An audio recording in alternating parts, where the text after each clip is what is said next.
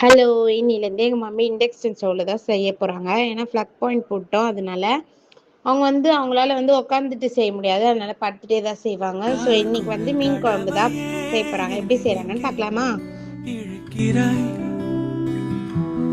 காழக வழியிலே கனவுகள் இறைக்கிறாய் கண்ணாடி கோப்பை ஆழியில் நான் கைமீறி சேர்ந்த தேயிலை கண்ணங்கள் மூடி ஓரமாய் நீ நின்றாலே அன்றே தேய்பிரை கிளியே நீ பிரிந்தால் சாகிறே